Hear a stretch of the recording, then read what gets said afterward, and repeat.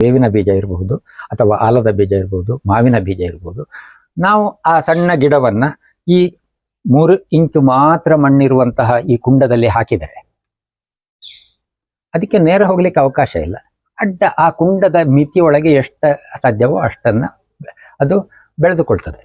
ಈ ಗಿಡವನ್ನ ನೀವು ನೋಡಿದರೆ, ಈಗ ಈ ಕುಂಡ ಇಲ್ಲದೆ ಇಷ್ಟೇ ಗಿಡ ತೆಗೆದರೆ ಮತ್ತು ಅದನ್ನ ನೀವು ಇದು ತಂತ್ರಜ್ಞಾನಕ ಮೂಲಕ ದೊಡ್ಡ ಮಾಡಿ ನೀವು ಮೊಬೈಲ್ನಲ್ಲಿಯೋ ಟಿವಿ ಪರದೆಯಲ್ಲೋ ನೋಡಿದ್ರೆ ಇದು ಮರ ಅಲ್ಲ ಅಂತ ಹೇಳಲಿಕ್ಕೆ ಸಾಧ್ಯ ಇದೆಯಾ? ಮರದ ಎಲ್ಲ ಲಕ್ಷಣಗಳನ್ನು ಇದು ಒಳಗೊಂಡಿದೆ. ಮರದ ಸೌಂದರ್ಯ ಇದೆ. ಮರಕ್ಕೆ, ದೊಡ್ಡ ಮರಕ್ಕೆ ಅವಕಾಶ ಸಿಕ್ಕಿದಾಗ 50 ಅಡಿ ಆಳಕ್ಕೆ ಬೇರು ಬಿಟ್ಟು 50 ಅಡಿ ವಿಸ್ತಾರವಾಗಿ ಬೆಳೆಯುವ ಬೇವಿನ ಮರದಲ್ಲಿ ಏನು ಲವಲವಿಕೆ ಇದೆಯೋ, ಏನು ಸೌಂದರ್ಯ ಇದೆಯೋ ಅಷ್ಟೂ ಸೌಂದರ್ಯವನ್ನ ಇದು ಸಿಕ್ಕಿದ ಸೀಮಿತ ಅವಕಾಶದಲ್ಲಿಯೇ ಉಳಿಸಿಕೊಂಡಿದೆ ಎಂಬಲ್ಲಿಗೆ ನಮಗೂ ಕೂಡ ಸುಖವಾದ, ಸಂತೋಷಕರವಾದ ಬಾಳು ಮಾಡಲಿಕ್ಕೆ ತುಂಬ ದುಡ್ಡು ಬೇಕು, ಒಳ್ಳೆ ಮನೆ ಬೇಕು. ಅವರು ಎಲ್ಲ ಶ್ರೀಮಂತ ಬದುಕುತ್ತಿದ್ದಾರಲ್ಲ, ಆ ಬದುಕನ್ನೇ ನಾವು ಸಹ ಬದುಕಬೇಕು ಅಂತಿಲ್ಲ. ಎಂಥ ಬಡತನದಲ್ಲಾದರೂ ಆನಂದವನ್ನು ಅನುಭವಿಸಲಿಕ್ಕೆ ಸಾಧ್ಯ ಇದೆ ಅನ್ನುವಂತಹ ಅದ್ಭುತ ಸಂದೇಶವನ್ನ ಕೊಡ್ಲಿಕ್ಕಾದರೂ ನಾವು ಬೊನ್ಸಾಯಿ ಗಿಡಗಳನ್ನು ನೋಡಬೇಕು. ಇದು ಚಿಗುರ್ತಾ ಇದೆ, ಮತ್ತೆ ಇದನ್ನ ಈಗ ಯಾವ ಭೂಮಿಯಲ್ಲಿ ಹೀಗೆ ಇಟ್ಟರೆ ಸಾಕು, ಇಲ್ಲೆಲ್ಲ ಬೇರು ಹುಟ್ಟುತ್ತಾ ಇದೆ ನೋಡಿ.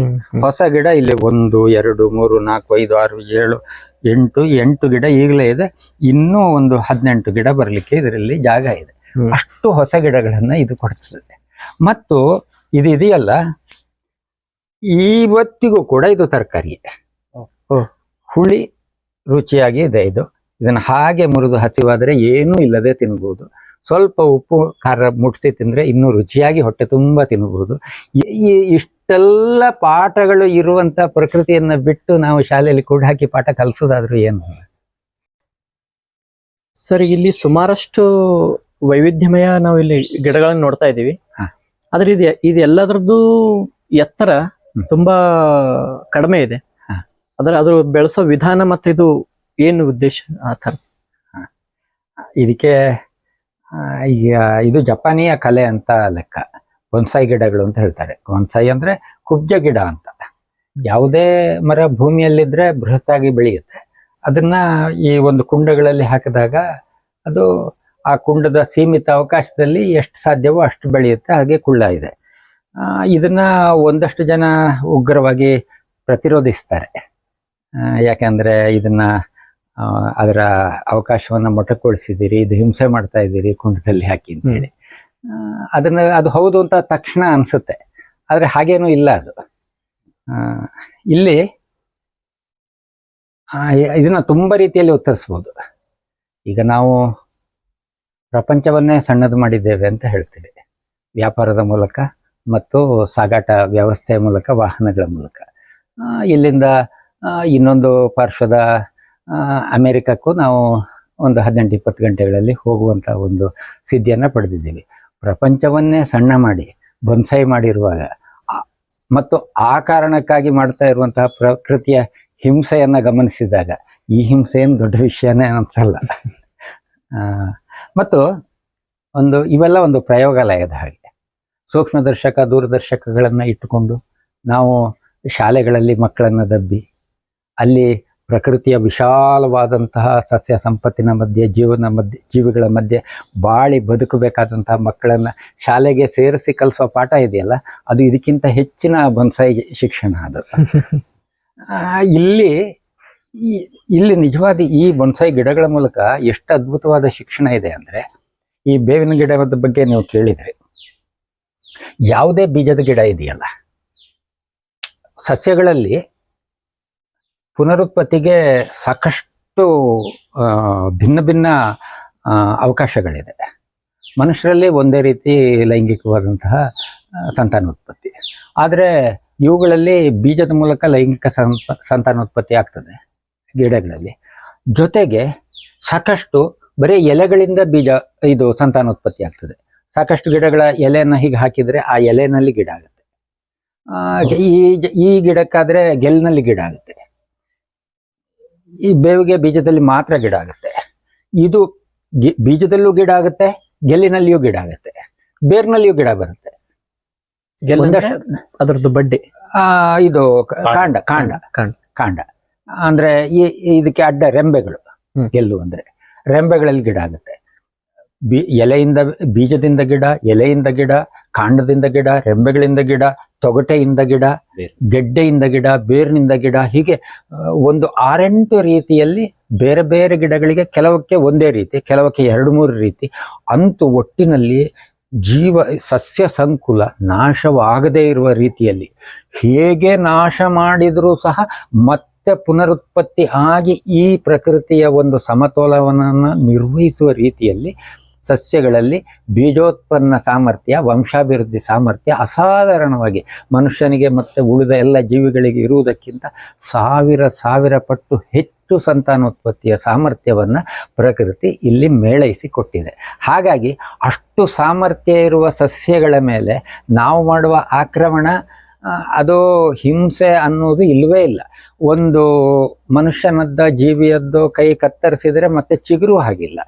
ಗಿಡಗಳಿಗೆ ಅದು ಮತ್ತೆ ಮತ್ತೆ ಚಿಗುರುವ ಸಾಮರ್ಥ್ಯ ಇರುವುದರಿಂದ ಅದು ಕತ್ತರಿಸಿದರೆ ಅಲ್ಲಿಗೆ ನೋವು ಮಾಡಿದೆವು, ಹಿಂಸೆ ಆಯಿತು ಅಂತ ಅನ್ನೋದಕ್ಕೂ ಇಲ್ಲ. ಒಂದು ಹಸು ಮೇದಾಗ ಗಿಡವನ್ನ ಗೆಲ್ಲನ್ನ ಮೇದ್ಕೊಂಡು ಹೋಗುತ್ತೆ. ಹಾಗಾದ್ರೆ ಹಸು ಹಿಂಸೆ ಮಾಡಿದೆ ಅಂತಿದೆಯಾ? ಅದರ ಆಹಾರ. ಅದು ಆಹಾರಕ್ಕೆ ಎಷ್ಟು ಬೇಕೋ ಅಷ್ಟು ನಾವು ಪ್ರಕೃತಿಯನ್ನು ಬಳಸಿದರೆ ಅಲ್ಲಿ ಆಗುವ ಹಿಂಸೆಯನ್ನು ಹಿಂಸೆ ಅಂತ ಹೇಳಿ ಪರಿಗಣಿಸ್ಲಿಕ್ಕಿಲ್ಲ. ಮತ್ತು ಅದು ಹಿಂಸೆ ಆಗದ ರೀತಿಯಲ್ಲಿ ಸಸ್ಯಗಳನ್ನು ಪ್ರಕೃತಿಯೇ ಸಂಯೋಜನೆ ಮಾಡಿಕೊಟ್ಟಿದೆ.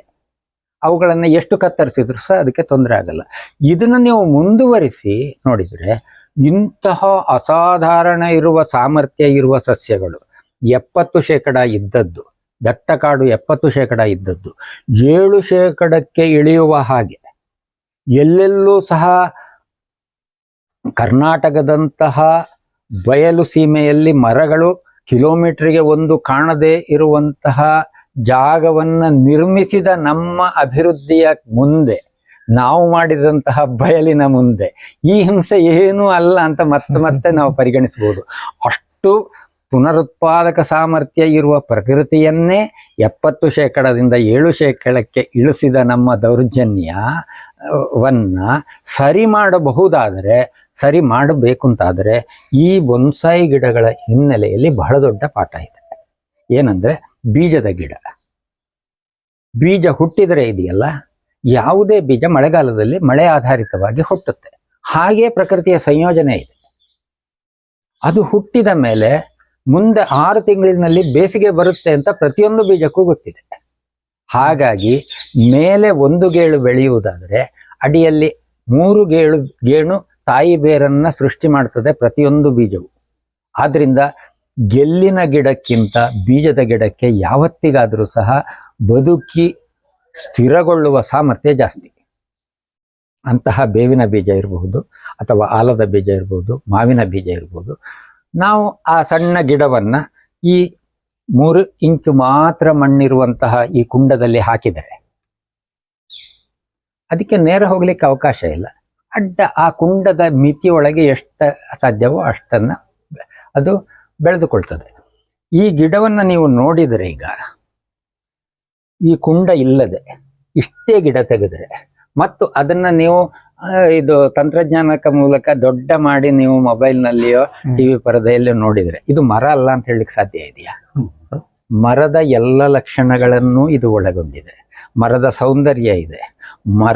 ದೊಡ್ಡ ಮರಕ್ಕೆ ಅವಕಾಶ ಸಿಕ್ಕಿದಾಗ 50 ಅಡಿ ಆಳಕ್ಕೆ ಬೇರು ಬಿಟ್ಟು 50 ಅಡಿ ವಿಸ್ತಾರವಾಗಿ ಬೆಳೆಯುವ ಬೇವಿನ ಮರದಲ್ಲಿ ಏನು ಲವಲವಿಕೆ ಇದೆಯೋ, ಏನು ಸೌಂದರ್ಯ ಇದೆಯೋ ಅಷ್ಟೂ ಸೌಂದರ್ಯವನ್ನ ಇದು ಸಿಕ್ಕಿದ ಸೀಮಿತ ಅವಕಾಶದಲ್ಲಿಯೇ ಉಳಿಸಿಕೊಂಡಿದೆ ಎಂಬಲ್ಲಿಗೆ ನಮಗೂ ಕೂಡ ಸುಖವಾದ, ಸಂತೋಷಕರವಾದ ಬಾಳು ಮಾಡಲಿಕ್ಕೆ ತುಂಬ ದುಡ್ಡು ಬೇಕು, ಒಳ್ಳೆ ಮನೆ ಬೇಕು. ಅವರು ಎಲ್ಲ ಶ್ರೀಮಂತ ಬದುಕುತ್ತಿದ್ದಾರಲ್ಲ, ಆ ಬದುಕನ್ನೇ ನಾವು ಸಹ ಬದುಕಬೇಕು ಅಂತಿಲ್ಲ.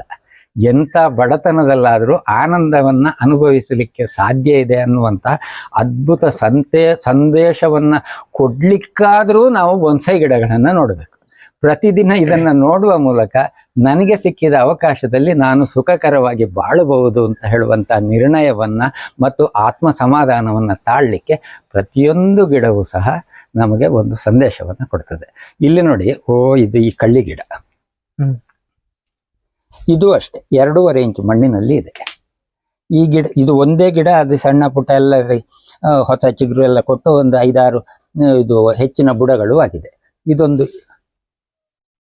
2.5 ಅಡಿ ಎತ್ತರ ಇದೆ. ಈ ಒಟ್ಟು ಗಿಡದ ತೂಕ ಹೆಚ್ಚು ಕಮ್ಮಿ ಒಂದು 15 kg ಇದೆ. ಆದರೆ ಮಣ್ಣಿನ ತೂಕ ಇರೋದು ಬರೀ 1 kg. 1 kg ಮಣ್ಣಿನಲ್ಲಿ 15 kg ಅದು ಗಳಿಸಿದ್ದು ಹೇಗೆ? ಯಾವುದೇ ಗಿಡ ಭೂಮಿಯಿಂದ ಪಡೆಯುವುದು ಕಮ್ಮಿ, ಭೂಮಿಯಿಂದ ಕೊಡುವುದು ಜಾಸ್ತಿ ಅನ್ನುವುದನ್ನು ಆಗ ಸ್ವಲ್ಪ ನಾವು ಮಾತಾಡಿದ್ದೇವೆ. ಅದಕ್ಕೆ ಅದ್ಭುತವಾದ ನಿದರ್ಶನ ಈ ಯಾವುದೇ ಗಿಡವನ್ನು, ಈ ಗಿಡ ಹೆಚ್ಚು, ಇದು ಒಂದು 8 kg ಆದರೂ ಇರ್ಬೋದು. ಇಲ್ಲಿ ಮಣ್ಣು ಇರುವಂಥದ್ದು 1.5 kg. ಪ್ರತಿಯೊಂದು ಗಿಡವು ದ್ಯುತಿ ಸಂಶ್ಲೇಷಣೆಯ ಮೂಲಕ ಬೆಳೀತಾ ಭೂಮಿಗೆ ಸೇರಿಸಿ ಕೊಡ್ತದೆ ಅಲ್ಲದೆ ಭೂಮಿಯಿಂದ ತೆಗೆದು ಭೂಮಿಯನ್ನು ನಾಶ ಮಾಡುವುದು ಅಂತ ಇಲ್ಲ. ಆದ್ದರಿಂದ ಕೃಷಿಯ ಮೂಲಕ ವರ್ಷದಿಂದ ವರ್ಷಕ್ಕೆ ಭೂಮಿ ಸಂಪನ್ನಗೊಳ್ಳಬೇಕೇ ಹೊರತು ಭೂಮಿ ನಿಸ್ಸಾರವಾಗಲಿಕ್ಕೆ ಇಲ್ಲ. ಭೂಮಿ ನಿಸ್ಸಾರವಾಗ್ತದೆ ಅಂದರೆ ನಾವು ಮಾಡುವ ಕೃಷಿ ಸರಿ ಇಲ್ಲ ಎಂಬುದೇ ಅರ್ಥ. ಭೂಮಿಗೆ ಏನು ಗೊಬ್ಬರ ಹಾಕಬೇಕು, ಯಾವ ಸಸ್ಯಕ್ಕೆ ಎಷ್ಟು ಏನು ಇದು NPKಗಳು ಹಾಕಬೇಕು, ಎಷ್ಟು ಕೊರತೆ ಆಗಿದೆ ಮೈಕ್ರೋನ್ಯೂಟ್ರಿಯೆಂಟು ಎಂಬಂತಹ ಲೆಕ್ಕಾಚಾರ ಇದೆಯಲ್ಲ, ಆ ಲೆಕ್ಕಾಚಾರಕ್ಕೆ ನಾವು ಅಧ್ಯಯನ ಮಾಡುವುದು ಇದೆಯಲ್ಲ, ಅದಕ್ಕಾಗಿ ಒಂದು ಸಂಸ್ಥೆ ಕಟ್ಟುವುದು ಇದೆಯಲ್ಲ, ಎಲ್ಲವೂ ಸಹ 100ಕ್ಕೆ 1000 ಪಟ್ಟು ವ್ಯರ್ಥವಾದಂತಹ ಒಂದು ಪ್ರಕ್ರಿಯೆ. ಇದು ವಿಜ್ಞಾನದ ವ್ಯಾಪ್ತಿಗೆ ಬರುವುದೇ ಇಲ್ಲ. ಇದು ಎಲ್ಲವೂ ಸಹ ಅಜ್ಞಾನ ಮತ್ತು ದೌರ್ಜನ್ಯದ ಭಾಗವಾಗಿ ನಡೀತಾ ಇದೆ. ಸಸ್ಯಗಳಿಗೆ ನಮ್ಮ ಅವಲಂಬನೆ ಇಲ್ಲ, ಸಸ್ಯಗಳ ಅವಲಂಬನೆಯಲ್ಲಿ ನಾವು ಇದ್ದೇವೆ ಅನ್ನುವುದನ್ನು ಈ ಎಲ್ಲ ಗಿಡಗಳು ಮತ್ತೆ ಮತ್ತೆ ಸಾರಿ ಹೇಳುತ್ತವೆ. ಈ ಕಳ್ಳಿ ಇದೆಯಲ್ಲ, ಹೀಗೆ ಬೆಳೆದ ಕಳ್ಳಿ, ಇದಕ್ಕೆ 6 ತಿಂಗಳು ಈ ಪಾಟಿನಲ್ಲಿ ಆದರೂ ನೀರು ಹಾಕದೇ ಇದ್ರೆ ಇದು ಸಾಯೋದಿಲ್ಲ. 6 ತಿಂಗಳು ಯಾಕೆ? ಇದರ ಒಂದು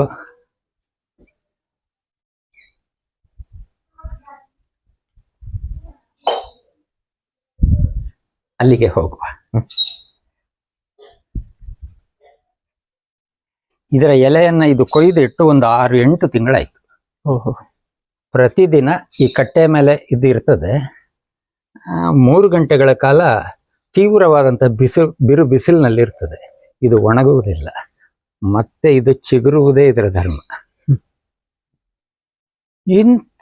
ಇಷ್ಟು ಸಾಮರ್ಥ್ಯ ಇರುವಂತಹ ಸಸ್ಯಗಳ ಸಮೃದ್ಧಿ ಇರುವಂತಹ ಈ ಭೂಮಿಯಲ್ಲಿ ನಮಗೆ ಕೊರತೆ ಇದೆ ಅಂದರೆ ಈ ಕೊರತೆಗೆ ಕಾರಣ ಸಸ್ಯಗಳ, ಭೂಮಿಯ, ನಾವ?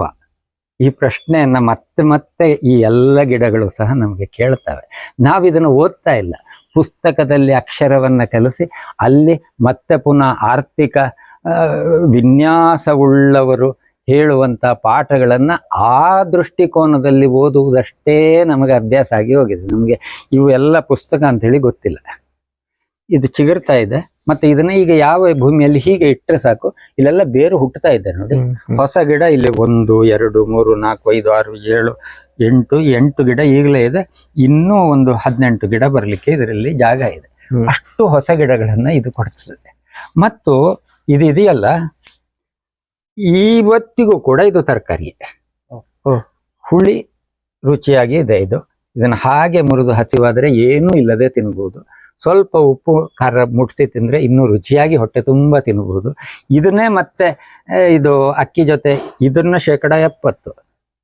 ನಾನು ಸಾಕಷ್ಟು ದೋಸೆಯ ಬಗ್ಗೆ ತುಂಬ ಹೇಳಲಿಕ್ಕೆ ನನಗೆ ಆಸೆ. ದೋಸೆ ರುಚಿ ಅಂತಲ್ಲ, ದೋಸೆಯಲ್ಲಿ ಈ ಮೂಲಕ ಪ್ರಕೃತಿಯನ್ನು ಸಾರ್ಥಕವಾಗಿ ಬಳಸಲಿಕ್ಕೆ ದೋಸೆ ಎಂಬಂತಹ ಒಂದು ಪಾರಂಪರಿಕ ತಜ್ಞತೆಯಲ್ಲಿ ಅವಕಾಶ ಇದೆ ಅನ್ನೋದು ಬಹಳ ಮುಖ್ಯ.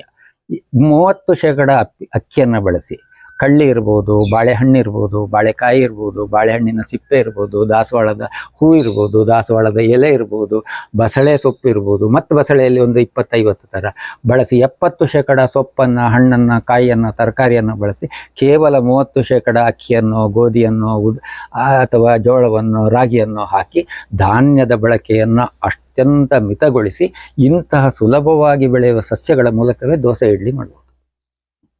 ಇದರಲ್ಲಿ ಅದ್ಭುತವಾದ ದೋಸೆ ಆಗುತ್ತೆ. ಇದನ್ನು ಕತ್ತರಿಸಿ ಇದು ಆಡಿಸಿ ರಸ ತೆಗೆದ್ರೆ ಉತ್ತಮವಾದ ಜ್ಯೂಸ್ ಆಗುತ್ತೆ, ಜಾಮ್ ಆಗುತ್ತೆ. ಇದು ಕಿಡ್ನಿ ಸ್ಟೋನ್ಗೂ ಔಷಧಿ ಆಗುತ್ತೆ, ಲಿವರ್ ಪ್ರಾಬ್ಲಮ್ಸ್ಗೂ ಸಹ ಔಷಧಿ ಆಗುತ್ತೆ. ಅದ್ಭುತವಾದಂಥ ಲಿವರ್ ಸಪ್ಲಿಮೆಂಟ್ ಇದು. ಇಷ್ಟೆಲ್ಲ ಈ ಒಂದೊಂದು ಗಿಡದಲ್ಲಿಯೂ ಪಾಠ ಇದೆ, 100 ಪುಟದ ಪುಸ್ತಕಕ್ಕಾಗುವಷ್ಟು ವಿಚಾರ ಇದೆ. ನಾವು ಏನು ಕಲಿತಾ ಇದ್ದೀವಿ, ಏನು ಮಾಡ್ತಾ ಇದ್ದೀವಿ? ಬೊನ್ಸಾಯಿಯ ಬಗ್ಗೆ ಅನಗತ್ಯವಾಗಿ ಇದು ಇಷ್ಟು ಪಾಠ ಹೇಳುವುದನ್ನು ನಾವು ಗಮನಿಸದೆ ನಾವು ಮಾಡುವ ತಪ್ಪನ್ನು ಈ ಮೂಲಕ ವ್ಯಗ್ರಗೊಳಿಸುವುದರಿಂದ ಏನೂ ಅರ್ಥ ಬರೋದಿಲ್ಲ. ಇದು ಕೃಷಿಯ ಬಗ್ಗೆ ಹೇಳುತ್ತೆ, ಜೀವನದ ಬಗ್ಗೆ ಹೇಳುತ್ತೆ, ಇಲ್ಲಿಯ ಸಮೃದ್ಧಿ ಹೇಗೆ ಆಗಬೇಕು ಅನ್ನುವ ಬಗ್ಗೆ ಹೇಳುತ್ತೆ. ಜೊತೆಗೆ ಈ ಗಿಡದಲ್ಲಿ ಇದೆಯಲ್ಲ, ಈ ಜಲ್ಲಿಕಲ್ಲಿದೆ. ಇದು ಯಾಕೆ ಇಟ್ಟಿದ್ದೀನಿ ಅಂದ್ರೆ, ಈ ಕುಂಡಕ್ಕೆ ದೊಡ್ಡದಾದಾಗ ಇದು ಮಗಚಬಾರದು ಅಂತ ತೂಕಕ್ಕಾಯ್ತು, ಮತ್ತೆ ನೀರು ಹಿಡಿಯುವಾಗ ಮಣ್ಣು ಕೊಚ್ಚಿ ಹೋಗಬಾರ್ದು ಅಂತ ಆಯ್ತು. ಹಾಗೆ ಕಲ್ಲುಗಳು ಇರುವಂತಹ ಭೂಮಿಯಲ್ಲಿ ಭೂ ಸವಕಳಿಯನ್ನ ತಡೀತದೆ ಅನ್ನುವಂತಹ ಸಂದೇಶವನ್ನು ಈ ಕಲ್ಲುಗಳು ಕೊಡ್ತವೆ. ಈ ಕಲ್ಲಿಗೂ ಇರುವ ವ್ಯತ್ಯಾಸವನ್ನು ನೋಡಿ. ಈ ಕಲ್ಲು ಆದದ್ದು 1000 ವರ್ಷ ನೀರಿನ ಹರಿವಿಗೆ ಒಳಗೊಂಡಾಗ. ನೀರು ಅಂದ್ರೆ ಅಲ್ಲಿ ಒಂದು ತುಂಬಾ ಅಗಾಧವಾದ ಚಿಂತನೆ ಇದೆ. ನೀರಿಗೆ ಜೀವನ ಅಂತಲೂ ಹೇಳ್ತಾರೆ. ಜೀವನದ ಹರಿವಿಗೂ ನೀರ ಹರಿವಿಗೂ ಸಹ ತುಂಬಾ ಸಾಮ್ಯತೆ ಇದೆ. ನಮ್ಮ ಜೀವನಕ್ಕೂ ಸಹ ನೀರು ಬೇಕು, ನೀರಿನ ಹಾಗೆ ನಮ್ಮ ಜೀವನ ಸಾಗುತ್ತೆ. ಮೇಲಿನಿಂದ ಕೆಳಕ್ಕೆ ಹರಿದು ಸಮುದ್ರ ಸೇರುವ ಹಾಗೆ ಎಲ್ಲಿಂದಲೋ ಬಂದು ನಾವು ಮತ್ತೆ ಬಂದಲ್ಲಿಗೆ ಗೊತ್ತಿಲ್ಲದಲ್ಲಿಗೆ ಹೋಗುತ್ತೇವೆ ಅನ್ನುವುದನ್ನು ಸಹ ಇದರ ಜೊತೆ ಸಮೀಕರಿಸಬಹುದು. ಅಂತಹ ನೀರಿನ ತೀರ್ಥ ಪ್ರವಾಹಕ್ಕೆ ಒಳಪಟ್ಟಾಗ ಈ ಕಲ್ಲು ನಿಧಾನವಾಗಿ ಉಜ್ಜಿ ಸೌದು ಹೀಗಾಗ್ತದಲ್ಲ, ಇದು ಶಿಕ್ಷಣ. ಹೀಗೆ ಶಿಕ್ಷಣ ಆಗಬೇಕು. ನಿಧಾನವಾಗಿ ಪ್ರಕೃತಿಯಲ್ಲಿ ಇರುವಂತಹ ಗಾಳಿ, ನೀರು, ಹಿರಿಯರ ವಿಚಾರಧಾರೆಗಳಿಗೆ ನಾವು ಒಳಪಟ್ಟು ಉಜ್ಜಲ್ಪಟ್ಟು ಸುಂದರವಾಗಬೇಕು ಮತ್ತು ಆ ಮೂಲಕ ನಮ್ಮ ಜೀವನವನ್ನು ಸುಂದರಗೊಳಿಸಬೇಕು ಅನ್ನುವಂಥ ಪಾಠವು ಈ ಕಲ್ಲುಗಳ ಮೂಲಕ ನಮಗೆ ಸಿಗುತ್ತೆ. ಇಷ್ಟೆಲ್ಲ ಪಾಠಗಳು ಇರುವಂಥ ಪ್ರಕೃತಿಯನ್ನು ಬಿಟ್ಟು ನಾವು ಶಾಲೆಯಲ್ಲಿ ಕೂಡ ಹಾಕಿ ಪಾಠ ಕಲಿಸೋದಾದ್ರೂ ಏನು?